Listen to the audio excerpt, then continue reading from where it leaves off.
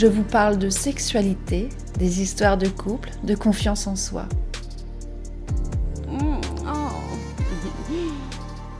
La Voix d'Annie, un podcast pour les femmes et les hommes pour se réconcilier avec votre sexualité, l'apprivoiser, se l'approprier. Bonjour et bienvenue dans le 25e épisode de mon podcast La Voix d'Annie. Perrine a été victime de violences conjugales. Je vais te laisser te présenter, Perrine. Bonjour Perrine. Bonjour Annie, merci à toi pour ton invitation. Donc, je m'appelle Perrine Puip, j'ai 33 ans, je suis audomaroise et comme l'a dit Annie, nous allons parler des violences conjugales aujourd'hui. Perrine, peux-tu me décrire les violences conjugales ? Il y a eu donc de la violence psychologique, physique, sexuelle, de l'emprise et de l'isolement, donc qui ne sont pas des violences qu'on peut voir mais qui font beaucoup de dégâts. À partir de quel moment de la relation, toutes ces violences, qu'elles soient psychologiques ou physiques, ont débuté ? La relation a duré 3 ans et les premiers signes de violence sont apparus au bout de 8 mois, 1 an. Il y a des signes qui vont te mettre la puce à l'oreille que cette personne est violente. Non, pas du tout, parce qu'en fait, quand on rencontre la personne, c'est un peu comme si on rencontrait le prince charmant, la personne dont on a voulu, dont on a toujours voulu avoir dans sa vie, la personne idéale. Et les premiers mois sont tellement magiques qu'en fait, à aucun moment, on peut imaginer vivre ça un jour. Cette violence conjugale, tu t'en rends compte dès le départ de la relation. Et comme tu le disais, par rapport à la magie de ce début de relation, est-ce que tu penses que justement cette magie, elle était exacerbée pour masquer l'emprise, pour masquer la manipulation ? Alors quand on rencontre la personne, non, on ne pense pas du tout à ça. En fait, on se concentre sur le positif, tout est beau, tout est rose, on est comblé de compliments, couverte de cadeaux. On peut se dire qu'à un moment donné, c'est trop beau pour être vrai. Mais bon, comme j'avais eu d'autres histoires qui ont foiré, je me suis dit, c'est peut-être mon moment, c'est peut-être mon heure d'avoir ma relation. La bonne relation. Voilà, c'est ça. Donc, on court en fait, on y va les yeux fermés, un peu trop même, parce que malgré tout, il y a quand même des personnes qui nous préviennent, mais nous, on se dit, non, ça va le faire. Les personnes qui connaissaient cette personne, t'avais déjà prévenu ? Alors, pas des personnes qui connaissaient la personne, mais mon entourage. Ton entourage. Voilà, donc, sauf que j'ai pas voulu le voir puisque moi j'étais amoureuse et je voulais vivre mon truc à fond. Ce qui veut dire que ton entourage déjà avait perçu que c'était une personne particulière. Oui, tout à fait. De cette emprise, de cette manipulation, de cette violence conjugale, comment tu as réussi à t'échapper de cette situation ? Au bout de combien de temps de la relation d'ailleurs, tu vas pouvoir te rendre compte et t'échapper de tout ça ? Alors, je me suis enfuie, je me suis sauvée de la relation au bout de 3 ans. Le déclic, ça a été les coups. Il y a eu un soir où on a eu une dispute et où en fait les insultes étaient plus fortes que d'habitude. Et où là, les coups ont été plus forts que d'habitude.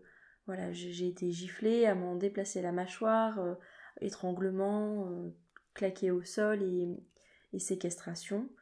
Et en fait, je me suis dit, si là je ne pars pas, je ne sais pas ce qui peut m'arriver. Donc, est-ce que tu vas chercher de l'aide à l'extérieur, même avant cette violence physique où il te démonte la mâchoire ? Est-ce que tu vas chercher de l'aide auprès de ton entourage ? Non, pas du tout, puisqu'il y avait un isolement important qui avait été fait. Donc, je ne voyais plus mes amis, je ne voyais plus ma famille. Et mon entourage proche était devenu son entourage proche. Donc, personne n'était au courant de ce que je vivais. Et en fait, il avait réussi à t'isoler de ta famille et de tes amis ? Oui, tout à fait. Et donc en fait, ce qui m'a sauvée malgré tout, c'est ces coups, puisque j'ai pu appeler la police, puisqu'ils voulaient vraiment pas me laisser sortir de chez nous. Je les ai appelés et en fait, il y a eu comme un électrochoc chez lui. Donc là, il a ouvert la porte et j'ai pu m'enfuir. J'ai pris un sac avec 2-3 affaires et je me suis réfugiée dans la voiture jusqu'à ce que la police arrive. Ils sont arrivés entre 35 et 45 minutes après. Et puis j'ai pu m'enfuir.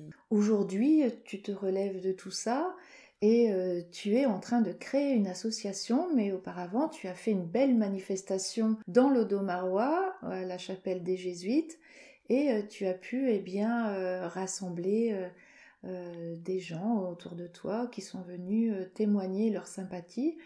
Comment ça s'est passé cette manifestation et parle-nous de cette association que tu es en train de mettre en place. Alors l'événement qui a lieu était à la chapelle des Jésuites le 17 mars. Donc c'était une représentation artistique avec du chant, des contes et de la danse pour sensibiliser le public et la population à ces violences qui sont parfois très silencieuses. J'avais envie de mettre en lumière ce qu'on pouvait vivre en tant que victime. Les gens ont été assez surpris de participer à ce genre d'événement qui est unique dans le Domarois jusqu'à présent. Ça a permis d'éveiller les consciences, de sensibiliser les gens. Il y a eu beaucoup d'émotions. On était 300 personnes réunies dans ce cadre exceptionnel et je peux déjà vous dire que l'événement sera réitéré l'année prochaine. Ah, génial. Donc ça c'est une petite info que je donne. Et je pense qu'on n'en parle pas assez. C'est un sujet qui est tabou malheureusement, mais qui est beaucoup plus présent qu'on ne le pense. Et ça peut... Est-ce que justement tu as eu des personnes, des femmes qui sont venues te voir ce jour-là pour parler de leur même situation finalement? Oui, tout à fait. C'est ça qui était assez impressionnant parce qu'à la base, ce projet, c'était vraiment une initiative personnelle pour moi, me libérer de ma souffrance et bien entendu éveiller les consciences. Mais le nombre de personnes qui est venu me voir après en me disant merci pour ce que vous avez fait parce que c'était très représentatif, ça nous fait du bien parce qu'on se rend compte qu'on n'est pas seul dans le cas. Et les gens me disaient oui voilà, moi je vis ça depuis très longtemps, d'autres personnes proches de moi vivent la même chose. Et donc j'ai eu envie de créer une association pour justement éveiller les consciences et sensibiliser la population. Donc l'association s'appelle Force Douce, elle sera basée sur Arques. Et ce qu'on veut, c'est mettre en place des événements sportifs, des événements culturels, artistiques, et pourquoi pas des conférences dans le milieu professionnel et dans le milieu scolaire pour justement, encore une fois, sensibiliser, prévenir, avertir. Parce que malheureusement, si on ne le fait pas tout de suite, ce seront peut-être eux qui seront victimes demain ou bourreaux de toutes ces violences. Et en 2024, c'est pas possible malheureusement de mourir de ces violences. C'est une très belle initiative que cette association et déjà pour cette petite info que cette manifestation aura lieu de nouveau, je pense que tu auras forcément plus de monde puisque aujourd'hui tu communiques beaucoup, tu pourras entendre parler de toi de plus en plus. Quel message d'espoir tu pourrais donner à toutes ces femmes qui vivent cette situation, soit qu'elles y sont encore ou soit qu'elles en sont sorties? Alors c'est peut-être pas un message, mais en tout cas c'est quelque chose moi qui m'a porté tout au long de la guérison ces dernières années, c'est ce qui ne nous tue pas nous rend plus forts. Pendant longtemps j'ai pas compris cette phrase, elle avait pas forcément de sens. Et quand je vois ce que j'ai vécu et ce que d'autres personnes ont pu vivre, pour certaines elles en sont malheureusement décédées, je parle aussi bien des victimes femmes que des victimes hommes. Il faut en parler, il faut s'entourer de personnes bienveillantes en qui on a confiance. Mais aujourd'hui ça me rend encore plus forte, ça me donne encore envie de déployer tout mon potentiel pour aider ces personnes. Le message ce serait ça. Ce qui ne nous tue pas nous rend plus forts. Moi j'ai eu la chance de m'en sortir et de bien m'en sortir. Malheureusement, il y a des gens qui en décèdent encore tous les jours. Des fois on reste avec la personne parce qu'on n'a pas le choix, parce qu'on n'a pas la possibilité financièrement, ou on n'a pas la force, ou on n'a pas l'énergie. La relation est difficile, ce qu'on vit est compliqué, mais derrière, se relever et vivre toute cette guérison, cette reconstruction, c'est ça qui est le plus dur. Donc ce qui ne nous tue pas nous rend plus forts, c'est vraiment le message d'espoir. Parlez-en. Entourez-vous de personnes bienveillantes en qui vous avez confiance, qui ne vous jugeront pas. Allez voir des associations, que ce soit Force Douce ou la Passerelle à Saint-Omer ou d'autres personnes. Allez voir des thérapeutes, faites-vous aider, lisez, concentrez-vous sur des choses positives. Le chemin est long, il est difficile, c'est les montagnes russes, on fait un pas en avant, on en fait 10 en arrière. Mais c'est ça aussi la beauté de la guérison et du chemin, parce qu'une fois que vous l'aurez parcouru, vous serez fiers de vous. Et vous ressortirez vraiment en combattante, en guerrier. Il faut que ça s'arrête, il faut qu'on en parle, il faut déployer toutes nos forces pour lutter contre ça. Et tu le fais très très bien en tous Merci. les cas. Eh bien, je pense que ce beau message d'espoir, de se dire aussi que Perrine est sur le chemin de la guérison et comme tu le dis, avec des hauts et des bas. Et moi aussi, au cabinet, je vois toutes ces femmes qui se relèvent de toutes ces violences conjugales et qui reprennent le chemin de la vie, de la lumière, et on peut s'en sortir à tout moment.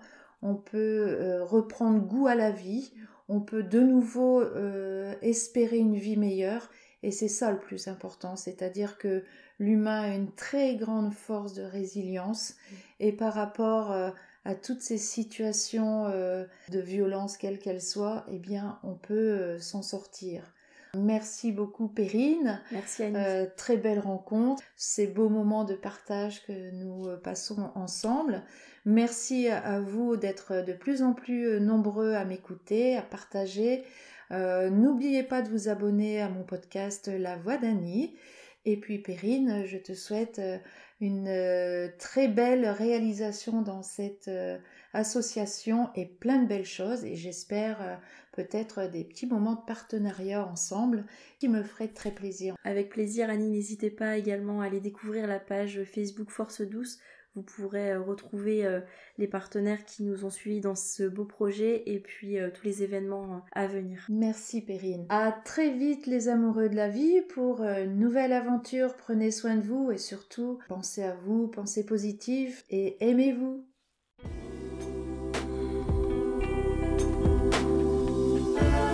La Voix d'Annie